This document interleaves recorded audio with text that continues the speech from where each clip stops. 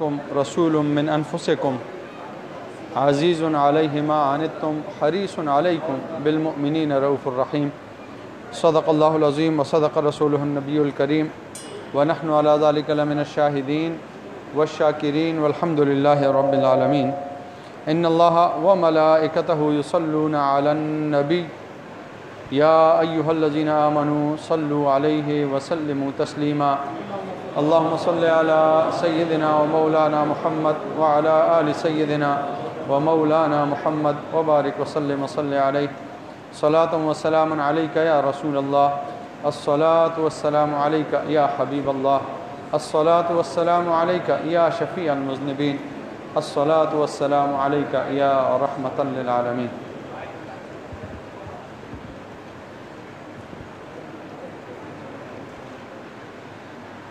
اللہ تبارک و تعالی کا جتنا بھی شکر ادا کریں کم ہے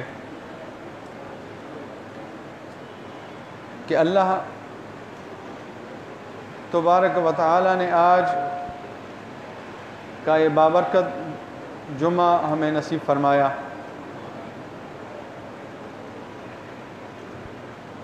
اور ہم کہاں سے آئے، کوئی بھائی کہاں سے آیا ہوگا، کوئی بھائی کہاں سے آیا ہوگا، تو جس طرح اللہ تبارک و تعالیٰ نے ہمیں اس دنیا میں اس محبت کی وجہ سے جمع فرمایا ہے،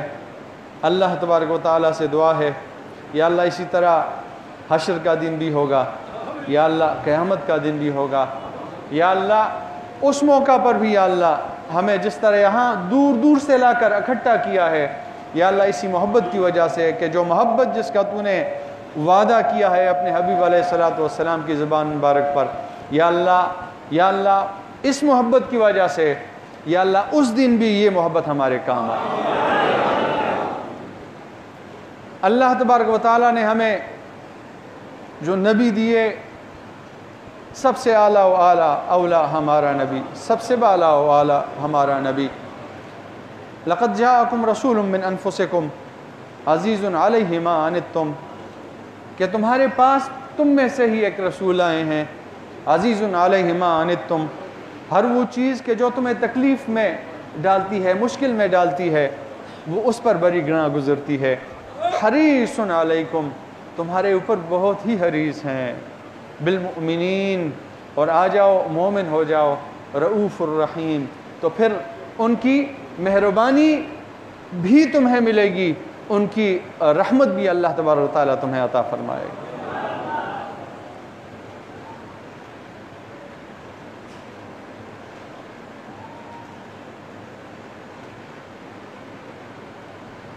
حضرت سہل ابن سعد ساعدی رضی اللہ تعالیٰ عنہ، یہ بخاری شریف کی حدیث ہے،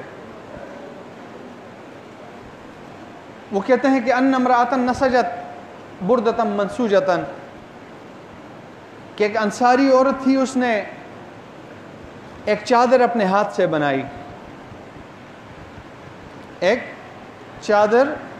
اپنے ہاتھ سے بنی، اپنے ہاتھ سے بنائی، اور آ گئی رسول اللہ صلی اللہ علیہ وآلہ وسلم کی بارگاہ میں، اور عرض کرتی ہے یا رسول اللہ صلی اللہ علیہ وسلم نسجتھا بیدیا، یا رسول اللہ بڑے پیار سے میں نے ایسے اپنے ہاتھوں سے بنایا ہے، یا اللہ جو میری اپنی پوری ہمت تھی، قوت تھی، وہ اس پر صرف کی ہے، جو میرا تجربہ تھا، ایکسپیرینس تھا، وہ بھی اس پر صرف کیا ہے، نسجتھا بیدیا یا رسول اللہ، یا رسول اللہ میں نے اپنے ہاتھوں سے اسے بنا ہے، یا رسول اللہ بڑی محبت سے میں نے اسے بنایا ہے، یا رسول اللہ بڑے اخلاص سے میں نے اسے بنایا ہے، اور کیوں بنایا ہے؟ لِأَكْسُو کہا یا رسول اللہ، یا رسول اللہ اس لیے ایسے بنا ہے یا رسول اللہ کہ آپ اسے زیبتاً فرما دیجئے، یا رسول اللہ اس لیے اسے بنایا ہے کہ آپ کو میں پہنا دوں اسے۔ کہتے ہیں حضور علیہ السلام نے اس چادر کو قبول فرمایا، اور پھر کہتے ہیں حضور علیہ السلام گھر چلے گئے، کچھ عرصہ بعد حضور علیہ السلام جب باہر آئے تو حضور علیہ السلام نے اس کو اپنا تہبند بنایا ہوا تھا، شلوار جو ہوتی ہے تہبند، وہ بنایا ہوا تھا حضور علیہ السلام نے۔ تو کہتے ہیں اخذها النبی صلی اللہ علیہ وآلہ وسلم محتاجا الیہا، حضور علیہ الصلوۃ والسلام نے قبول کیا اور حضور علیہ الصلوۃ والسلام کو اس کی ضرورت بھی تھی۔ کچھ دنوں بعد جب حضور علیہ الصلوۃ والسلام باہر تشریف لائے تو حضور علیہ الصلوۃ والسلام نے اسے اپنا ازار، اپنا تہبند بنایا ہوا تھا، جس طرح لنگی ہوتی ہے، شلوار ہوتا ہے، وہ بنایا ہوا تھا۔ کہتے ہیں قال فلاں، حضور علیہ الصلوۃ والسلام کو جب ایک صحابی نے دیکھا تو انہوں نے عرض کی یا رسول اللہ اکسنیہا ما احسنہا، یا رسول اللہ آپ نے اسے پہنا ہے، یا رسول اللہ آپ پر کتنا پیارا لگ رہا ہے، یا رسول اللہ آپ کی بارگاہ میں ایک درخواست ہے، وہ درخواست یہ ہے اکسنیہا یا رسول اللہ، یا رسول اللہ اسے مجھے پہنا دیجئے، مجھے عطا کر دیجئے۔ فقال نعم، تو محمد مصطفیٰ علیہ الصلوۃ والسلام نے فرمایا ٹھیک ہے۔ کہتے ہیں فجلس النبی صلی اللہ علیہ وآلہ وسلم فی المجلس، حضور علیہ الصلوۃ والسلام اس مجلس میں، اس جلسہ میں حضور علیہ الصلوۃ والسلام بیٹھے، اور ثم رجع، پھر اندر چلے گئے، اور کچھ دیر بعد جب واپس آئے فطوباہا، تو اس چادر کو لپیٹ دیا تھا، اس چادر کو لپیٹا ہوا تھا۔ کہتے ہیں ثم ارسل بها الیہ، حضور نے پوچھا وہ میرا صحابی جس نے میری چادر مانگی تھی، ازار مانگا تھا، وہ کہاں پر ہے؟ صحابہ نے عرض کیا رسول اللہ وہ گھر گیا ہوا ہے۔ تو کہتے ہیں حضور علیہ الصلوۃ والسلام نے وہ چادر اس کے گھر بھیج دی۔ اب وہ شخص آیا، جب آتا ہے تو صحابہ کرام رضوان اللہ تعالی علیہم اجمعین، ان کو تو حضور علیہ الصلوۃ والسلام سے بڑی محبت تھی، وہ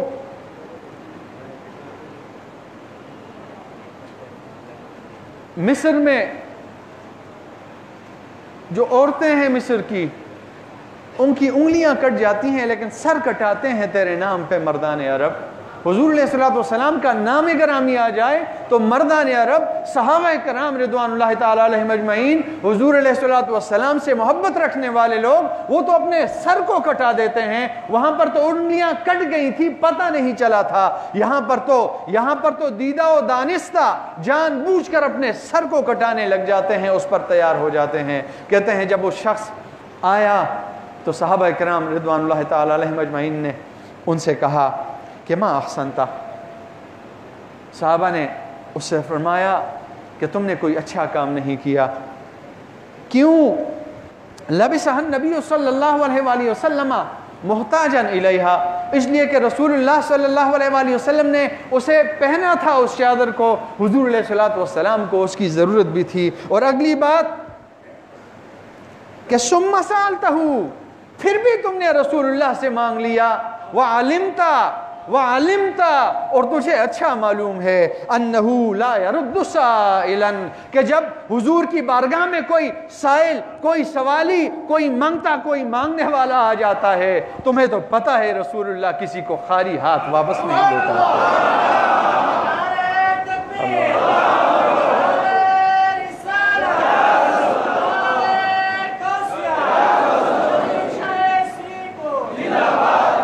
امام مسلم نے فضائل میں اسے ذکر کیا ہے، اور امام احمد نے بھی اسے ذکر کیا ہے کہ حضرت انس رضی اللہ تعالیٰ عنہ فرماتے ہیں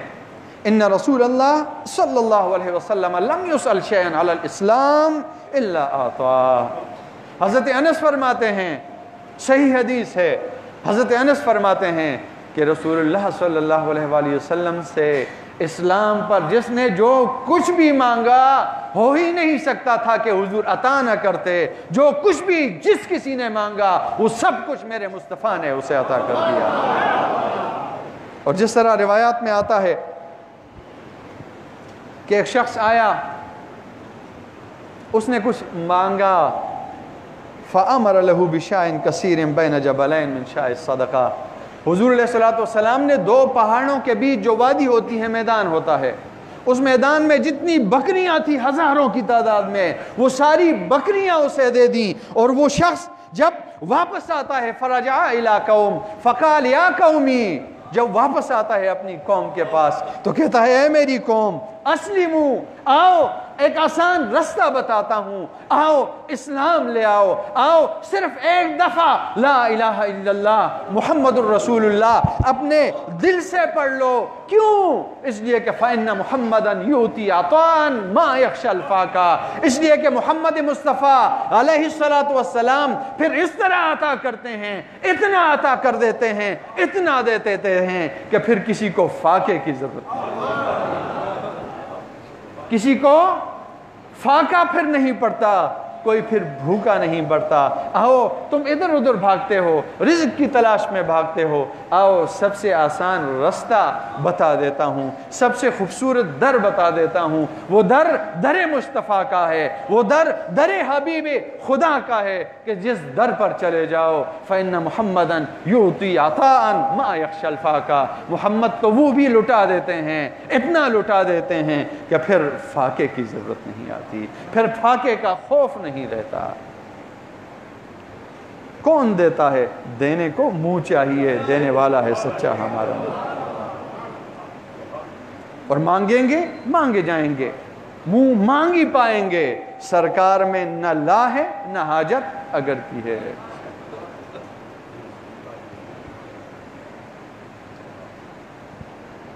اللہ اکبر۔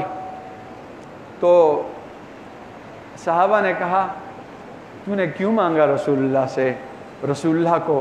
اس کی بہت زیادہ ضرورت تھی، تمہیں کہیں اور سے بھی وہ چادر مل جاتی، رسول اللہ کو اس کی بہت زیادہ ضرورت تھی، اور تمہیں پتہ ہے کہ رسول اللہ کے در پر کوئی آ جائے، کوئی سوالی مانگتا آ جائے، ہو ہی نہیں سکتا کہ میرے مصطفیٰ اسے خالی ہاتھ لوٹا دیں۔ اللہ اکبر۔ کہتے ہیں وہ بھی تو صحابہ تھے نا، اور جس نے مانگا تھا وہ بھی رسول اللہ کا غلام تھا۔ وہ کہتے ہیں رسول اللہ کو اس کی ضرورت تھی، لیکن میرے مصطفیٰ سے بڑھ کر مجھے اس چادر کی ضرورت ہے۔ کیوں؟ اس لیے کہ انی واللہ ما سألتہ لألبسہا،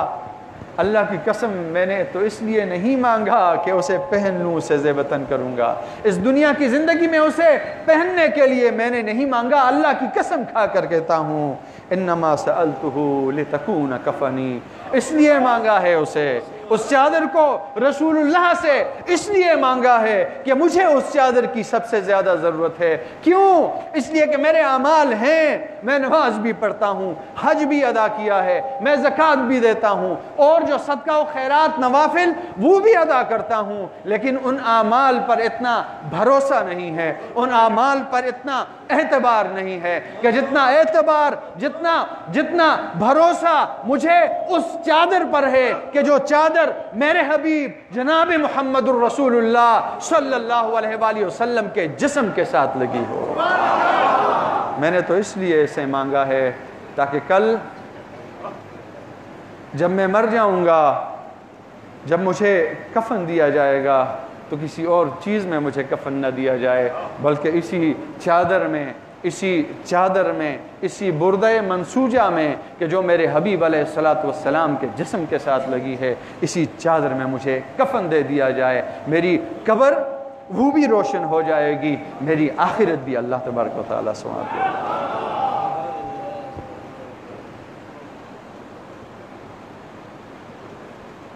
تو بات یہ ہے کہ رسول اللہ صلی اللہ علیہ وآلہ وسلم، حضور تو ہمارے لیے اتنے بے چین ہیں، لیکن کبھی یہ سوچا ہے کہ ہم اپنے حبیب علیہ السلام کے لیے ہماری بے چینی کی کیا کیفیت ہے؟ وہ حبیب کہ جب غزوہ احد کے صحابہ جو شہید ہو جاتے ہیں، حضور علیہ السلام ان کی نماز جنازہ میں شریک نہیں ہو پاتے، بعد میں جب تشریف لے جاتے ہیں ان کے لیے حضور علیہ السلام دعا کرتے ہیں، اور پھر جب دعا کرتے ہیں اس کے بعد حضور علیہ السلام کے لیے ممبر بچھا دیا جاتا ہے، اور حضور علیہ السلام صحابہ کرام رضوان اللہ تعالی علیہم اجمعین سے مخاطب ہوتے ہیں کہ اے میرے صحابہ انا فرطکم، اے میرے صحابہ میں تم سے آگے جا رہا ہوں، آگے کسی اور کام کے لیے نہیں جا رہا، اس لیے جا رہا ہوں کہ وہاں پر جا کر اللہ تبارک و تعالیٰ کی بارگاہ میں اللہ تبارک و تعالیٰ کی تمہارے لیے بندوبست کر سکوں۔ اور اگلی بات بھی یاد رکھنا، میں تو جا رہا ہوں لیکن انا شہید علیکم، میں تمہارے اوپر گواہ بھی ہوں گا۔ میں تو ہوں گا مدینہ منورہ میں اپنے قبر انور میں، لیکن وہاں سے مجھے تم سب نظر آ رہے ہوگے، تمہارے اعمال پر میں گواہ ہوں گا۔ اور پھر بات صحابہ کے ذہن میں تو نہیں آ سکتی تھی، لیکن آج کا ایک انسان کہ جو فتنوں میں گھرا ہوا ہے، جسے یہ کہا جاتا ہے کہ رسول اللہ کو تو دیوار کے پیچھے کا علم نہیں ہے، جسے اس طرح کی باتیں کہی جاتی ہیں، اس کے ذہن میں یہ بات آ سکتی تھی، اس لیے رسول اللہ صلی اللہ علیہ وآلہ وسلم نے اس سوال کا جواب اس وقت فرما دیا کہ جو 14 صدی بعد کسی شخص کے ذہن میں آ سکتا تھا۔ صحابہ کے ذہن میں تو یہ بات آ ہی نہیں سکتی تھی۔ حضور علیہ السلام نے فرمایا میں جا رہا ہوں، جو چلا جاتا ہے اسے پیچھے کا علم ہوتا ہے، پیچھے کا پتہ ہوتا ہے پیچھے کیا ہو رہا ہے؟ نہیں ہوتا، لیکن حضور نے فرما دیا انا شہید علیکم، میں تمہارے اوپر گواہ ہوں، میں تمہارے اوپر گواہ ہوں۔ اور پھر ذہن میں آ سکتا ہے کہ یا رسول اللہ کہاں مدینہ منورہ اور کہاں بنگلہ دیش کا یہ دیش، کہاں مدینہ منورہ، کہاں دنیا کا کونا کونا، یا رسول اللہ آپ کا امتی تو ہر جگہ پھیلا ہوگا، ہر جگہ آپ کا امتی ہمیں دیکھنے کو ملے گا، یا رسول اللہ آپ اپنی قبر انور سے کس طرح اس کا مشاہدہ کر رہے ہوں گے؟ تو اگلی بات سنیے، میرے حبیب علیہ السلام نے کیا فرمایا؟ حضور علیہ السلام نے فرمایا کہ واللہ اللہ کی قسم انی لأری الآن حوضی، اس وقت تم بھی یہاں پر بیٹھے ہوئے ہو، میں بھی اس منبر پر تشریف فرما ہوں، تمہاری نظر بھی ہے، میری نظر بھی ہے، تم اوپر دیکھو تمہاری نظر کہاں پر جاتی ہے، ایک حد ہے، اس حد کے بعد تمہاری نظر ختم ہو جائے گی، میں بھی یہاں پر بیٹھا ہوا ہوں، میں بھی دیکھ رہا ہوں، میری بھی ایک نظر ہے، لیکن تمہیں تو صرف یہ آسمان کی گہرائی نظر آتی ہے، لیکن اللہ کی قسم میں تو اس وقت اپنے منبر پر بیٹھ کر اپنے حوض کوثر کا نظارہ کر رہا ہوں۔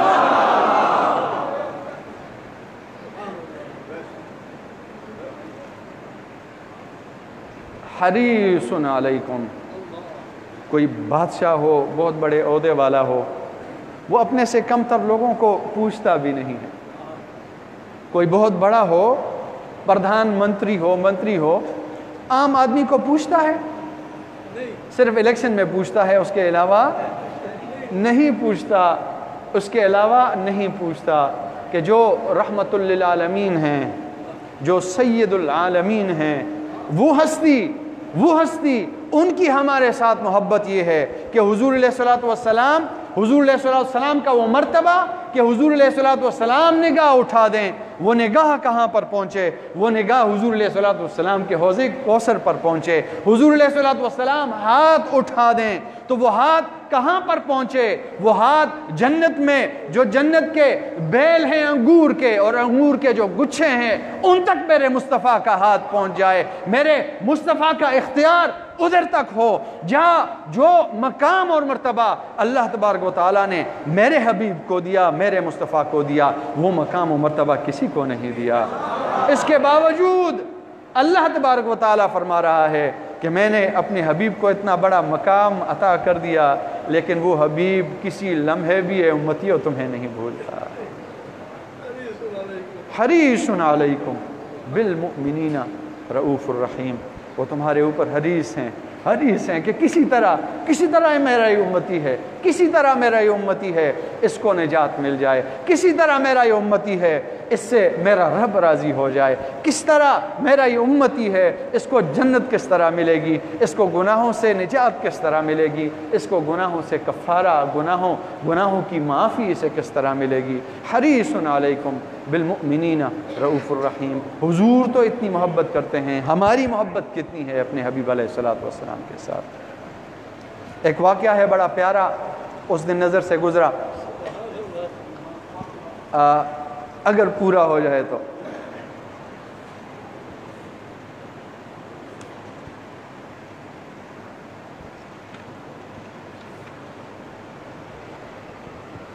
کہتے ہیں ایک آدمی تھا ابتلی بالدین، قرض کے نیچے دب گیا، بہت زیادہ قرض اسے ہو گیا۔ وَمَا اسْتَطَاعَ أَن يُسَدِّدَهَا، اس قرض کو پورا کرنے کی طاقت اس میں نہیں تھی، قرض ادا کرنے کی طاقت نہیں تھی۔ وَتَقَالَبَ النَّاسُ عَلَيْهِ يَطْلُبُونَهُ الدَّيْنَ، لوگ اس پر ٹوٹ پڑے کہ ہمیں ہمارا قرضہ دے دو، وقت بھی ہو گیا ہے، تم قرضہ کیوں نہیں دیتے؟ کہتے ہیں فَذَهَبَ إِلَىٰ أَحَدِ التُّجَّارِ، وہ ایک تاجر کے پاس چلا گیا، ایک بزنس مین کے پاس چلا گیا۔ وَاسْتَدَانَ مِنْهُ مَبْلَغ 500 دینار، یہ پرانے زمانے کی بات ہے، 500 دینار اس سے لے لیا، 500 دینار اس سے لے لیا۔ تاجر نے اس سے کہا کہ متى تسدد الدین، وہ قرض کب واپس کرو گے 500 دینار؟ تو کہتے ہیں فی الموعد الفلان، فلاں وقت میں اس قرض کو واپس کر دوں گا۔ ایک وقت جو ہے، ایک وقت اس کے لیے اس نے سلیکٹ کر دیا، منتخب کر دیا۔ تو کہتے ہیں اخذ هذه النقود ووزعها على الدائنین ولم يبق معه شيء، کہتے ہیں اس نے وہ سارا لے لیا، 500 دینار لے لیا، اور جتنے قرض جن کا ادا کرنا تھا سب کو ادا کر دیا۔ کہتے ہیں لم يبق معه شيء، یہاں تک کہ اس کے پاس کچھ بھی بچا نہیں۔ وازداد حاله سوءا وتراجع حتى جاء الاجل، اس کا حال خراب ہونے لگا۔ کہتے ہیں یہاں تک کہ وہ قرض کی ادائیگی کا وقت، وہ جو تاجر سے قرض لیا تھا اس کی ادائیگی کا وقت بھی ہو گیا۔ کہتے ہیں ولم یجد معه ما يسدد به الدین، کہتے ہیں اس کے پاس تو کچھ بھی نہیں تھا کہ جس سے قرض ادا کر سکے۔ فجاء الیہ صاحب الدنانیر وقال له، وہ قرض والا کہ جس نے اسے 500 دینار دیا تھا وہ اس کے پاس آیا، اس سے کہا وقت آ گیا ہے، وقت آ گیا ہے، اب مجھے وہ قرض ادا کر دو۔ اس نے کہا لا واللہ لا املک شیئا، اللہ کی قسم میرے پاس تو کچھ بھی نہیں بچا۔ فاشتکاہ الی القاضی فجیء بہ الی القاضی، قاضی جو جج ہوتا ہے اس کے پاس کیس کر دیا، اسے قاضی کے پاس لے جایا گیا۔ اس نے پوچھا لم تسدد ما علیک من دین، جو قرض تمہارے اوپر ہے وہ اسے کیوں نہیں دیتے؟ اس نے کہا واللہ لا املک منہا شیء، اللہ کی قسم میرے پاس تو ایک ٹکا بھی نہیں ہے۔ کہتے ہیں فامر القاضی بحبسہ حتی یسدد ما علیہ، قاضی نے حکم دے دیا اسے جیل میں ڈال دو جب تک کہ قرض ادا نہیں کرتا۔ کہتے ہیں یا سید القاضی، اس آدمی نے کہا اے قاضی صاحب امہلنی للغد حتی اذهب الی عیالی واخبرهم واودعهم ثم آتیک، کہتے ہیں قاضی آپ مجھے کل تک مہلت دے دیجئے تاکہ میں اپنے گھر چلا جاؤں، اور گھر چلا جا کر وہاں پر انہیں خبر دے دوں